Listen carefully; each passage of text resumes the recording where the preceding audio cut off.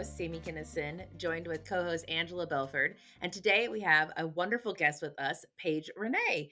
We are going to be deep diving and talking about boundaries. Dun, dun, Ooh. dun. That's how I feel about that. Yeah, that's how a lot Angela, of people feel. tell us a little bit about how you and Paige know each other. How did you guys get connected? Yeah, so there was an event here in Northwest Arkansas that was put on by Collier and Associates, not a sponsor, but might share the post.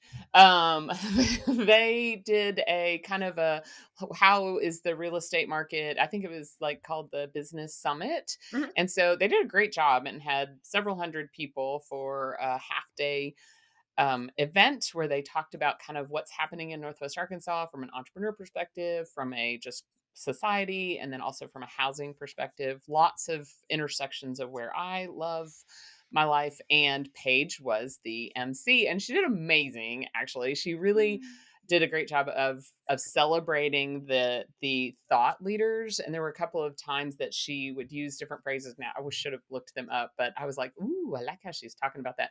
So she was warm and she was sunshiny. And I just afterwards went up to her and was like, hey, I want to meet because you did a great job. And then I start following her on Instagram and LinkedIn, and she did a reel about boundaries. And so I was like, oh, yay, we've been wanting to do a boundaries episode. So Paige, come and do the thing. That's great Paige, timing. tell us about who you are and more than just an MC at this one event. Give us a little bit about who you are. Okay, no, that was actually the first time I ever did an MC. So I've done some keynote speaking and I've done workshops and I really love it. And I'll be honest, I thought MC was going to be easier. It was so much harder because it's not just your delivery, it's managing time and it's connecting the speakers. And so thank you so much. That means a ton to me. And I am an executive branding and performance coach. And really what that means is that I help you get from point A to point B very quickly. And my background is in athletics. So I spent 11 years in Division 1 softball as both an athlete and a coach, and you don't play a sport without a coach. And so when you get into the corporate space or your firm or your agency, I think it's a very competitive atmosphere, yet coaching feels a little bit foreign. And so that's why I decided that I should serve the audience of women from like 25 to 40 in the industry, helping them close the gap from island A to island B. Oh, I that's love so, that. so exciting. And I feel like there's so much synergy with how we want to help women and people show up in the world. I think that that's really exciting. Angela, I would like to backtrack a singular moment because you just a moment ago said we have been waiting a long time and we've been trying to do a boundaries episode for a long time. And I think I need to correct the record for a moment because that's inaccurate that you have been trying to do a boundaries episode for a long time. I have been over here pushing us saying we should talk about boundaries. And you were like, no, no, no, not gonna do it.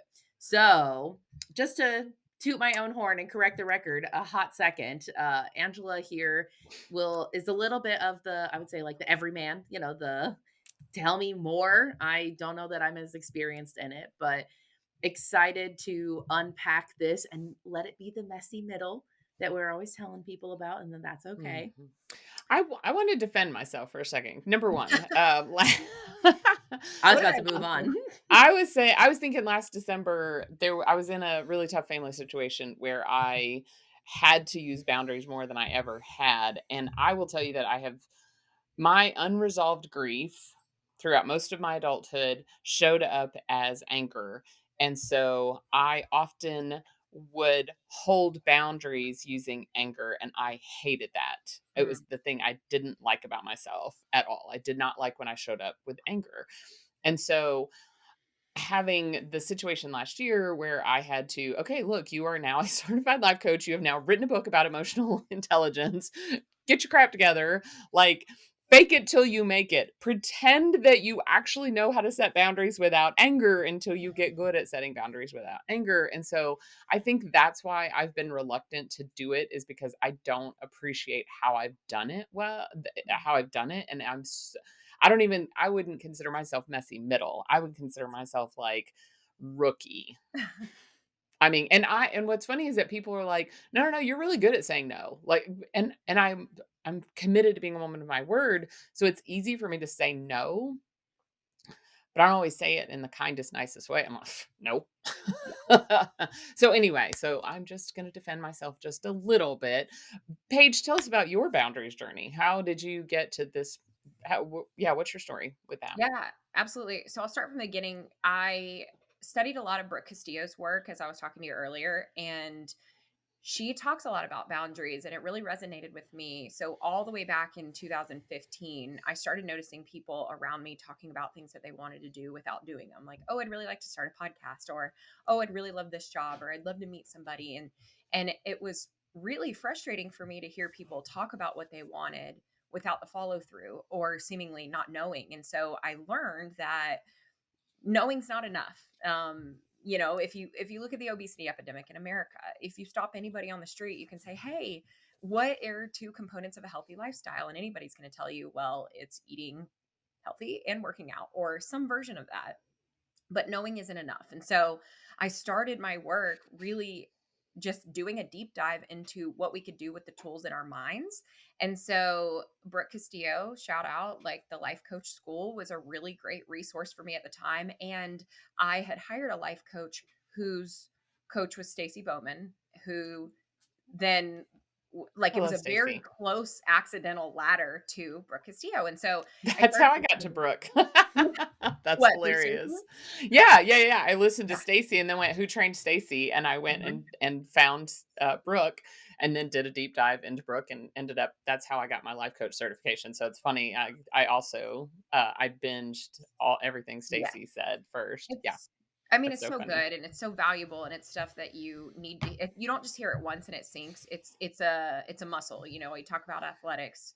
I said that was my background and I always think about how I get stronger and how I get better and nothing beats reps.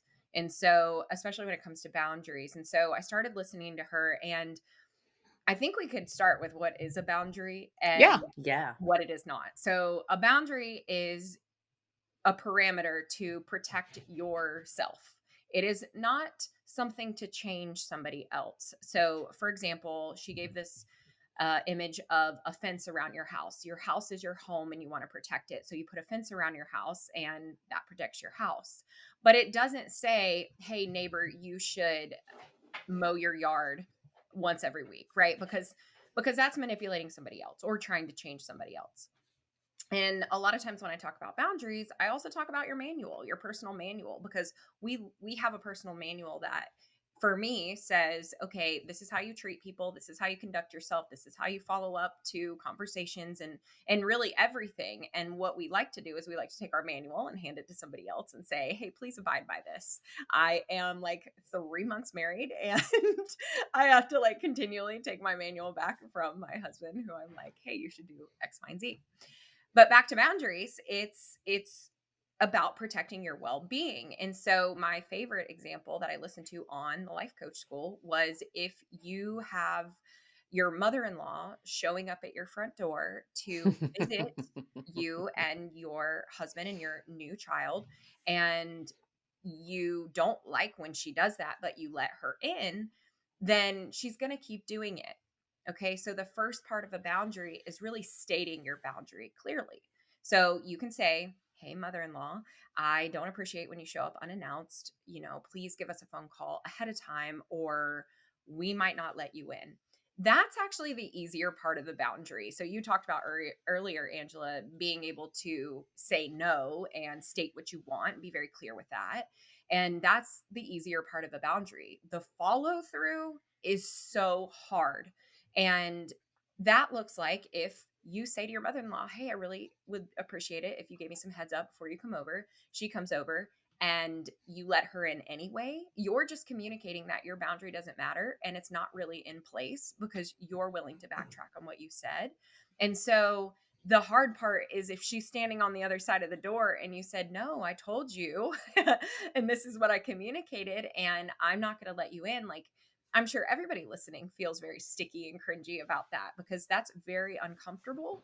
Yet you have to protect your house.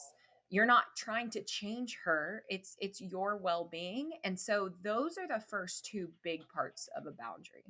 I the first part for me is the communication of it.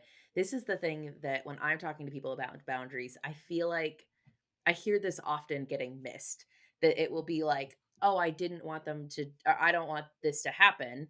Like, did you communicate that boundary? Did you say, "Hey boss, my contract says I'm leaving at 5. I'm going to leave at 5." A hundred Um percent. and if you and they say, "Can you stay late?" I cannot stay late. My contract says I'm gonna stay here till 5. I need to go.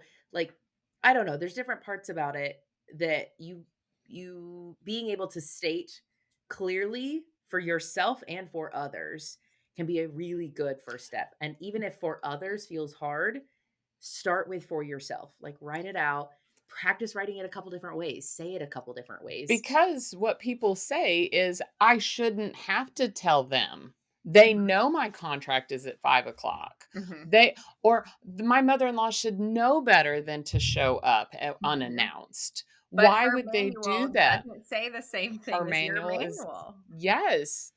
Yes, there are so many times where people will be like, "Oh, but this is just how it's supposed to be." And I'm like, "That wasn't how it Well, was in my family. That's not how it was in other people's family." also, your mother-in-law could think that she is doing a generous thing. I'm taking Mhm, time out from my day to show up to come offer help. I'm not mhm. being rude. I'm not being insensitive. I'm being generous and Yes. wonderful because I'm going to show up even in those tiny little moments to be supportive and be helpful. And so, and I, not everybody loves when you reframe and put the other person's actions, make them the good guy. Yeah, But if you put yourself in their shoes, they may not see that they are being the villain in your story or whatever it might be. They sure. might have genuine positive intent. And it is still okay for you to say, "Hey, I appreciate your intention here, trying to show up to help. This is well meaning.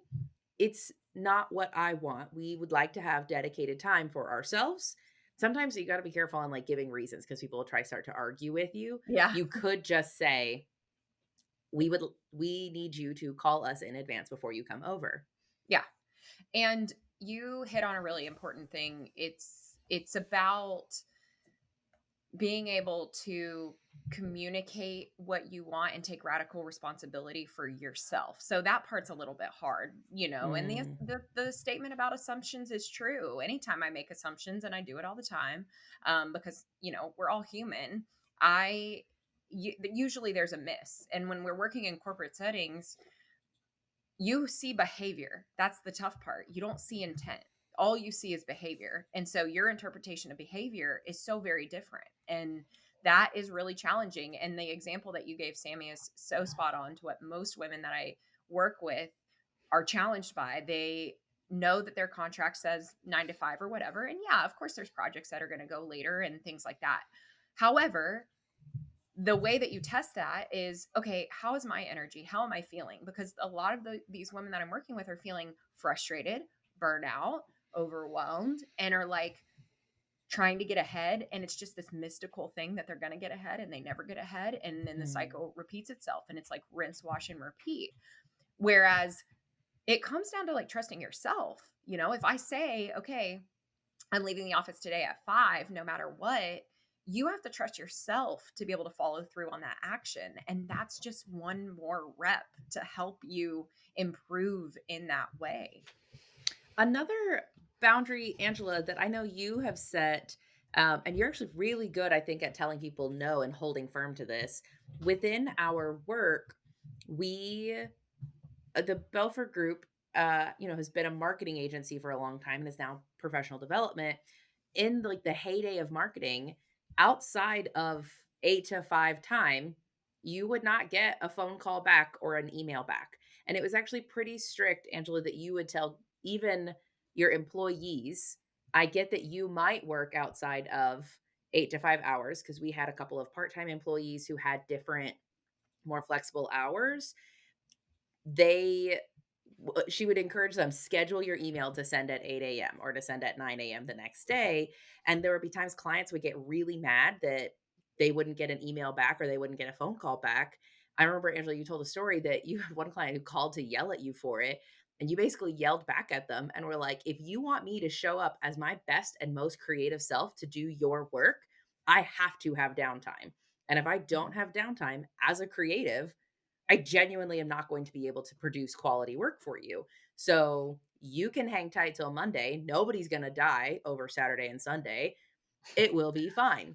Well, and I think the reason why I was able to do that is because our first couple of years, before we even bought this company, we actually it was a software company to begin with, and it ran the 911 software for two different counties and a city, and it was literally life or death. It was literally like, we have this software has to work. We have to take calls 24/7. I don't care where we were on the planet. If that phone rang, we had to answer it because it literally could be life or death. Now, what's great is that we trained those clients that if it's not life or death, please don't call us on those times. And I think that helped us make the transition over into marketing is because, and I would say all the time, like, literally, I have done life or death, Mhm. and this ain't it. Nobody's marketing strategy. Now, I last night a client, I was hanging out with him and he was talking about the very first time he got a one-star review on his restaurant, his brand new restaurant, and he was freaking completely out, and he called me on a Sunday morning, I remember and he I'm called you in while you were sitting church. at church. I was at church and I was like, "He never calls. What is happening?" And so I stepped out and took his call, and he was like, "I can't believe I did that. I'm kind of embarrassed." And I was like, "Well, I mean, so he because I think they're so respectful." And Mhm. I did. I trained them.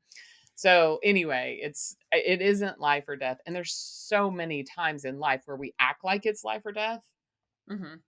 when it's really not. It's really, really not.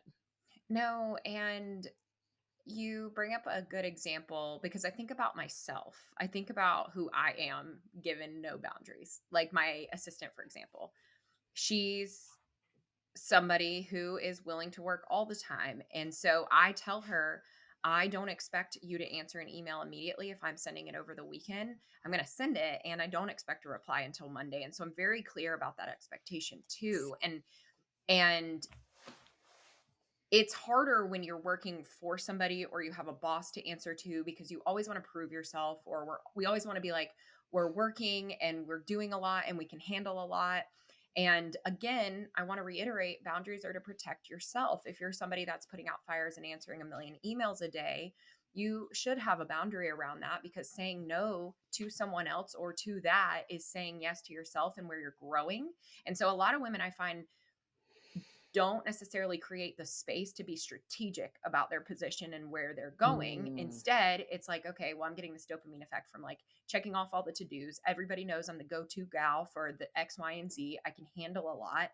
And you're handling a lot for the perception of what you look like in the workspace versus being able to take that space, and space could literally just mean 15 seconds to plan your day on offense versus defense.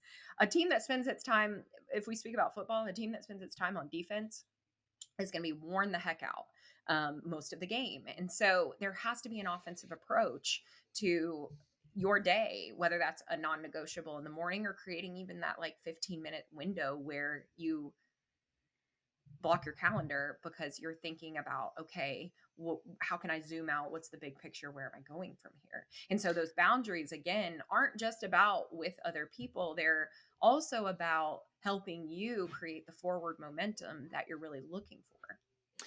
I love that, and we have to really address the thing that I heard all of us probably say, and it about the idea of proving ourselves, Hmm.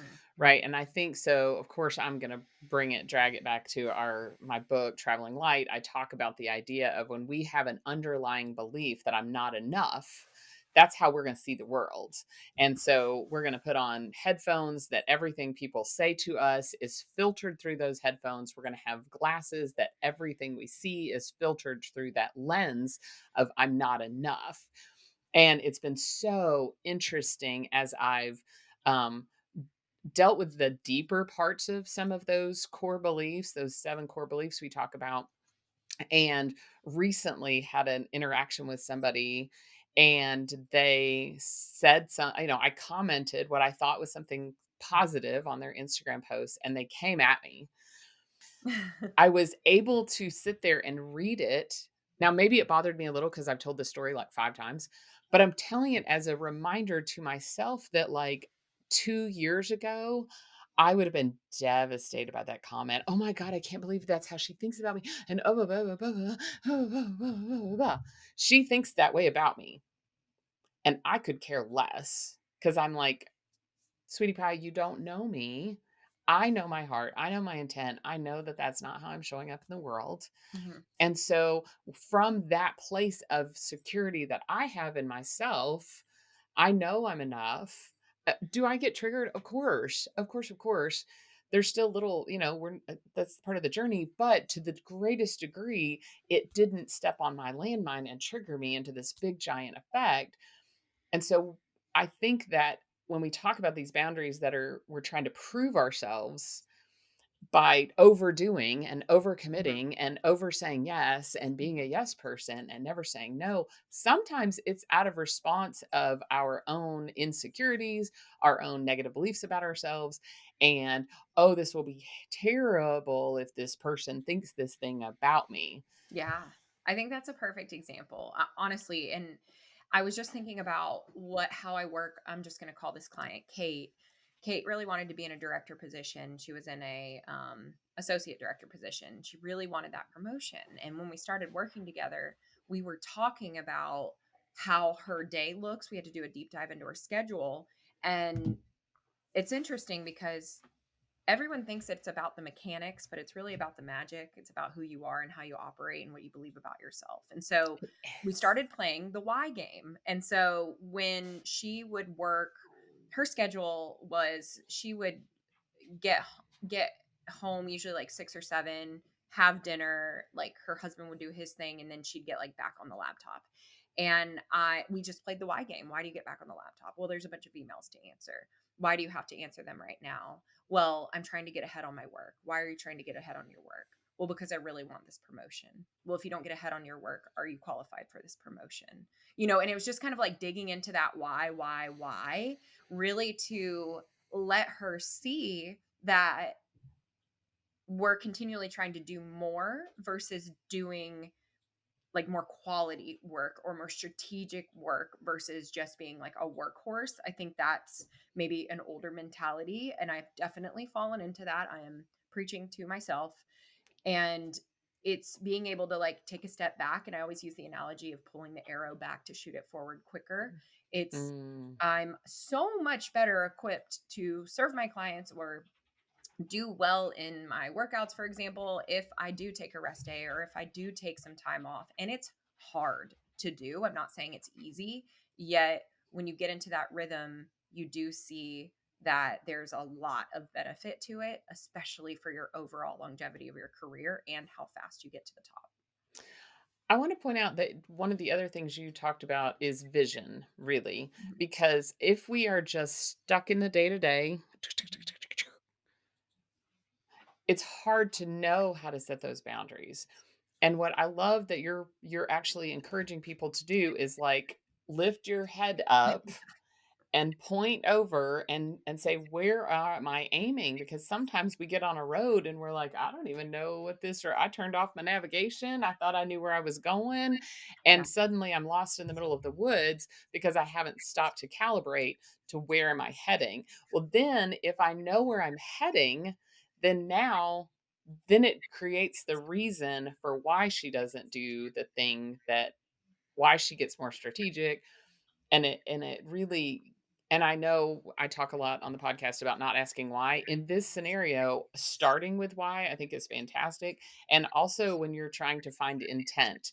I don't like asking why when you're trying to look at past behavior, but with this, what is your intention? How Yeah. are you trying to use these tasks? Because it feels good, and they're like, oh, I want to, the next day I have, then that makes it easier for tomorrow. And I'm like, does it? Yeah. Does it? What Because if there's more emails tomorrow. 100, yeah, you never get ahead actually. Their work's always going to be there. I remember one of my mentors telling me that, just like the work's always going to be there. It's And she's always. right. And it's like, okay, well then it's my job to protect my lifestyle overall. Like you are more than your work. This is if my husband was listening in, he'd be like, can you repeat that? But for yourself. But it's so important just to know that there is a target. Like you can't hit a target that you can't see. And I'll give you a really good example. I think stories are just like very valuable because you can put yourself in those shoes. Well, I remember when I was first deciding that I wanted to get into coaching and I wanted to maybe make a career out of it and I didn't know what that would look like. I really did a deep dive into my week. And at the time, I was in my early 20s. I was like going to the bars on the weekends and I was doing a ton of league sports and like during the week. And I started looking at my time and uh, I, I remember one of my friends knew that I wanted to do some kind of coaching. And so she would jokingly say, "Oh, what's boss lady Paige up to today?" And literally saying that out loud, you guys, makes me cringe. Like I just don't like that phrase boss lady Paige, but it really got ingrained in my mind. And so I used the acronym like BLP. And I started to decide, okay, well, if BLP is running her business one day and she's not full, like working full time, does she have time for all these league sports? Does she have time for the bar on the weekends? And so, like you said, Angela, having that vision and creating a highest self version of me was really what helped me. You know, we have that phrase like, "What would Jesus do? Jesus do?" WWJD, and I used to think like, well, what? How would BLP structure her day? What would she do? And so it's another really valuable tool. I feel like we're like pouring a lot of tools out there. But the one that I work probably most commonly with my clients is first creating an entity around like that negative self talk, right? Like being able Hmm. to prove that and naming it and being able to prove that this thought is not you. It's just a thought and you get to decide what to do with it and how much power you give to it. And then it's okay, well, now that we recognize that and we know when that person is coming up, my last client was like D earlier this week. So then what does your highest self sound like, look like, act like? And so it almost gives you that like good dog, bad dog, or like devil angel persona, but it gives it in a way where it's self created and it's for you and it helps you take your power back because you know how to decipher your thoughts in a way where you're going to keep creating that forward momentum and you have the choice. I really like Ah, that. I think that I also sometimes I'll encourage people, what would if your friend was in this situation, Mhm. what kind of advice would you give them? What kind of life would you want for your best friend? Would you want your best friend to tolerate a boss who is treats them the way that your boss treats you? Would you cuz that moment where you're sitting with your friend and you're like, "I'm going to go to bat for you. Like, I want to go beat somebody up because this is not okay. This is what he's treating you this way." We can show up for ourselves in that same way and say, "You know what? No, you're not going to treat me, my best friend, that way." Maybe we don't have to bring quite so much best friend energy and be like, let's go, fight and beat Yeah. them up. But notice if what was happening to you is happening to your best friend, Mhm. would you blow it off? Would you say, no, it's fine? Oh, I mean, it just happens. Like, Mhm. would you do that, or would you wanna go to bat for them and go help stand by them? And I think that can be a really good metric to see, is this a behavior that I should be tolerating or something that I might need to set a boundary for? well, and I'm going to speak to people my age since Sammy is my daughter and we've talked about her turning 30 this year. I think about, are you setting the model for something that you want your daughter to replicate? Because we talk a lot on the podcast about Sammy's struggle with perfectionism. Well, where'd she get it? It was modeled for her, right? And all of where'd you get hustle culture? Well, it was modeled. And so if you won't do it for yourself, sometimes you might do it for someone else. And so if you do have the people that are, maybe it's your younger sister or whatever, that are looking up to you, and so we just got to interrupt the pattern, Mhm. right? And that pattern of like, well, what if you had dinner plans with your daughter and then her boss said, oh, sorry, you got to work late? Now, some people would be like, I don't know, that's just normal. I work in corporate America, right? But would you Mhm. want that to be the case? Would you want them? So I love I all that. I also an interesting you helped show up to interrupt perfectionism for me, and I pretty recently had a performance review with an employee that was really great, and then I was like, "Can I give you the feedback that is definitely way more personal, not on the professional side of things? Your perfectionism serves me in business really, really well, and I've been in your shoes, and long term, it is not gonna be sustainable for you if you don't learn how to set some boundaries for yourself. That's so nice of Because you. sure, I am more aware of what your boundaries should be, and that you really should not be overworking and you shouldn't be doing these things. We want you to have the balance. If you go work for somebody else, they may not have that same respect for you and they're gonna eat you up and spit you out. Mhm. So I was like, I don't know if you've considered a therapist or something, but I would would encourage just looking into this. It was a very interesting moment where I was like, this is more of like a mentor, not a boss, being like, I see in you what was evident in myself when I worked corporate. I think And I think yeah. that's what a good boss should be. I think Mm. a good boss should also be a mentor, and maybe some other people don't feel that way, but I think that's incredible that you did that. It's so kind. She received it so well too. She was like, I hear you. Actually, I think the moment she goes, heard boss. I Yes, was like, chef. Yes, chef. yes, chef. Yeah. And I was like, okay, it really threw me off whenever we started, and I would give her something, and she'd be like, "Hard, hard," and I was like, "What are we doing here? I'm not accustomed to this." Food Like, service. yeah, I didn't work food service, and she'd be like, "Yes, chef." I was like, "Okay, sure, I'll be your chef." I don't know. Anyway, it was very entertaining, but and even where That's she's just awesome. sitting there like receiving it, heard, yeah, Yeah. like Well, and so. I think I'm gonna also, while I'm speaking to the people our age, and that as supervisors, and like I like that you said that is the thing of a good boss is that we can model good boundaries as Mhm. well. And I love that you tell your assistant, look, and I've told people, I'm like, just because I have a few minutes and maybe I took the morning off to have coffee or go to the park with my friends, so therefore I'm catching up on email in the evening.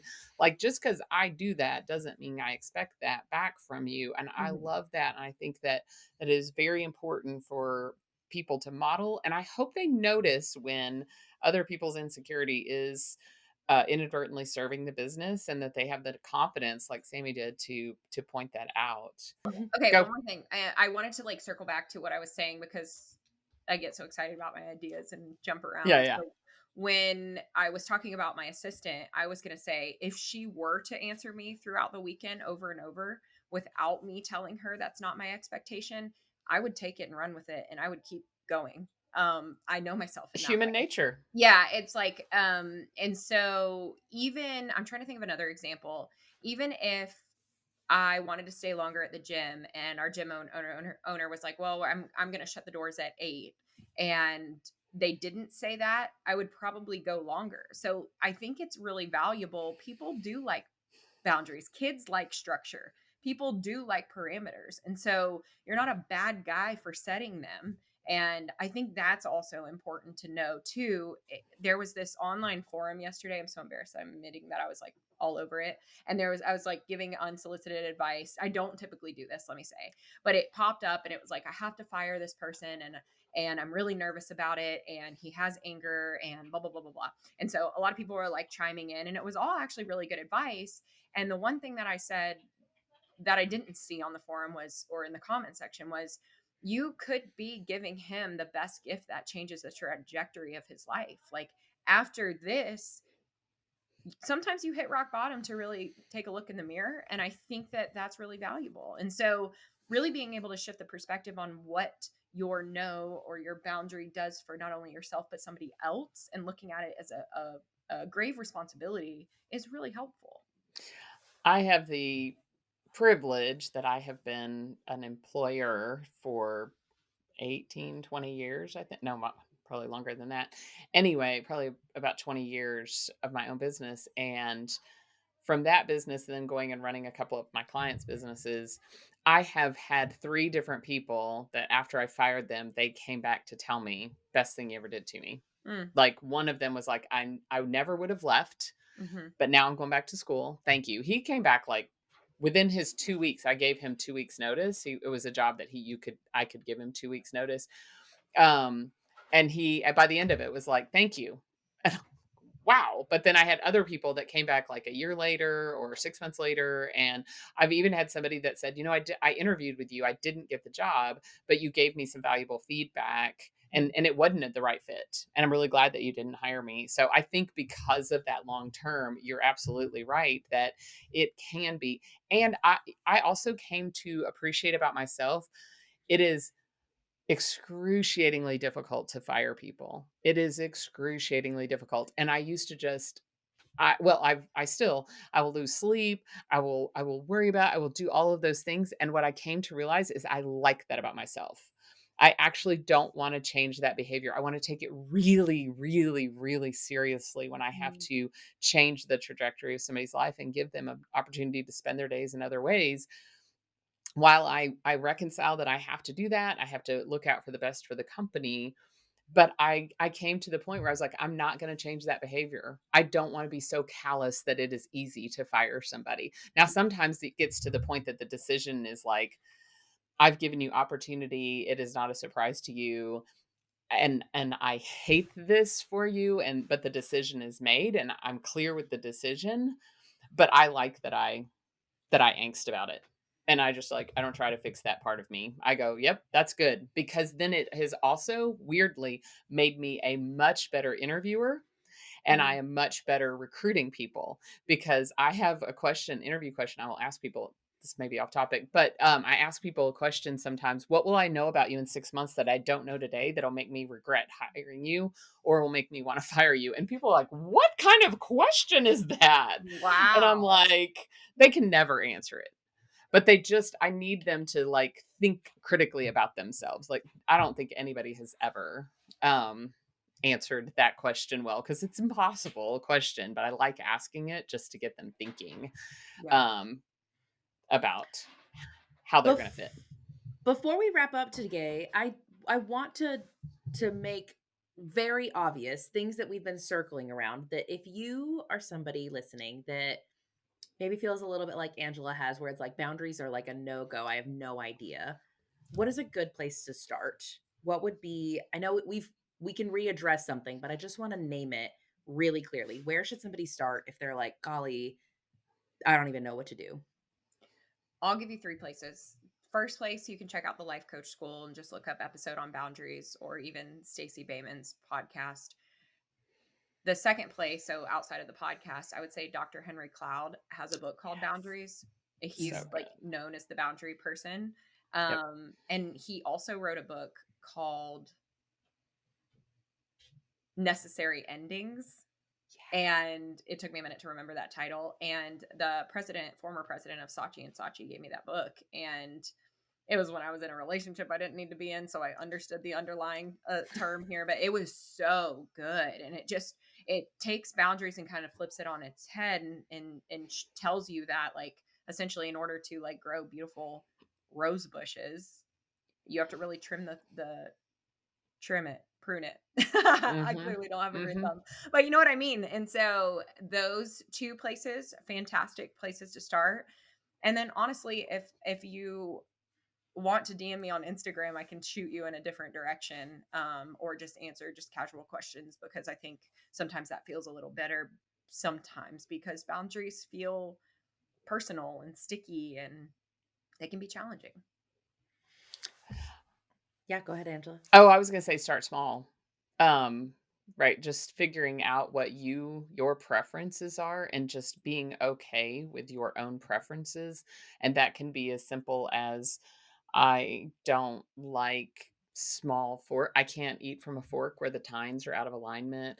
Like, and I just like, it drives me crazy. And things in my mouth, they have to be the right proper size. Did not think that's where we were going. I did not think I that's where we are going know. either. I know it's a weird thing, but just becoming really aware of my own preferences. I know. Sorry, that's a very strange example.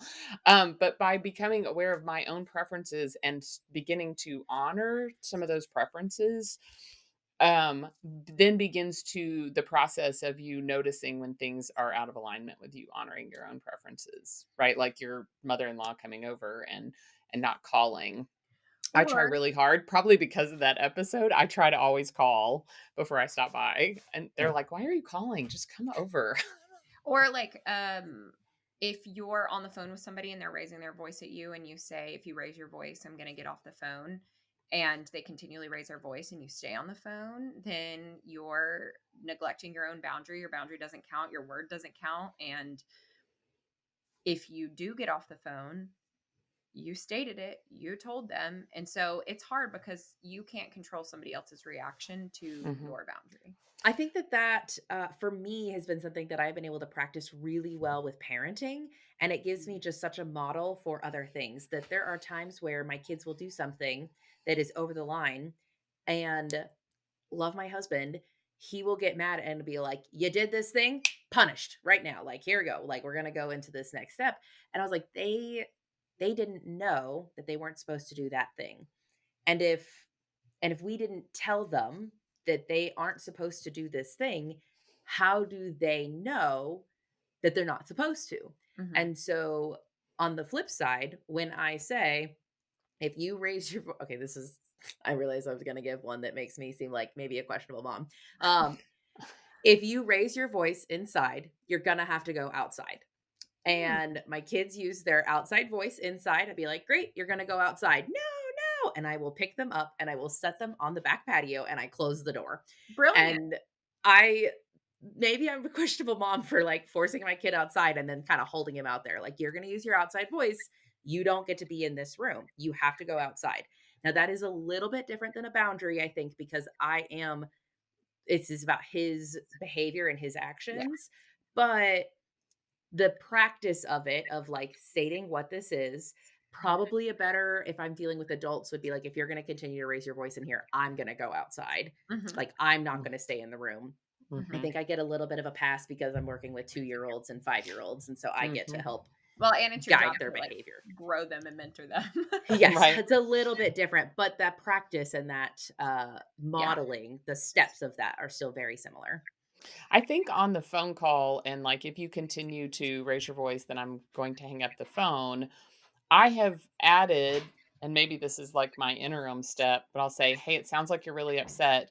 I'm gonna hang up the phone, and when you have a chance to calm down, call me back. Mm. And when you can, when you're able to talk to me without yelling at me, I because think I don't, I want it's to the same like." thing. I think it's the same. It is the same, and I just wanna, like, because sometimes people are like, "Oh my gosh, if I hang up the phone, then I'm gonna ruin the relationship," and I'm like, they're actually ruining the relationship themselves, and so to just say, "This door is still open, but I'm gonna give you an opportunity to, like, take a breath and then call me back when you have a chance that you can talk." Anyway, just some little like baby steps into the process because I think also when sometimes people talk about boundaries, and I love that you use the mother-in-law stopping by example and the intention because a lot of times they're like, "Oh, you mean if my kids are on drugs and they're stealing from me, that's the time I have to set up boundaries." And I'm like, maybe if you would have set up boundaries sooner, we might not have gotten to this, and maybe we Mhm. would have. I don't know. But anyway, this has been fantastic.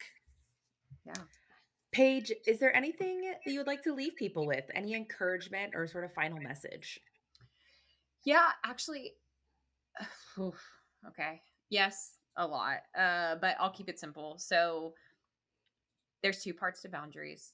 State what they are or what it is, and then decide how you're going to follow through. And Mm.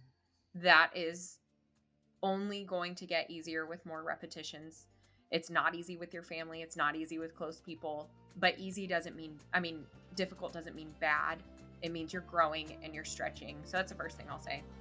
And then also, Angela, when you brought up vision, I really wanted to share that I'm running a 4-day 2025 vision challenge, and I'm so pumped about it. This is a process I've been doing for myself since 2018 to really create the vision for what I want for the year ahead, and it's changed my life dramatically. And so that's December 10th through 13th. And so if you follow me on Instagram, you can join along the challenge. Very exciting. Paige, where can people find you? Speaking of your Instagram. Yeah, Instagram's my home base. So at Paige, Paige_Renee, and Renee is just RENE.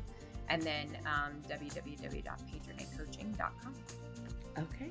Thank you so much. This has been such a great episode. Angela, not too bad to challenge our boundaries and actually illustrate where you're, actually living out a lot of boundaries and you may not even realize it.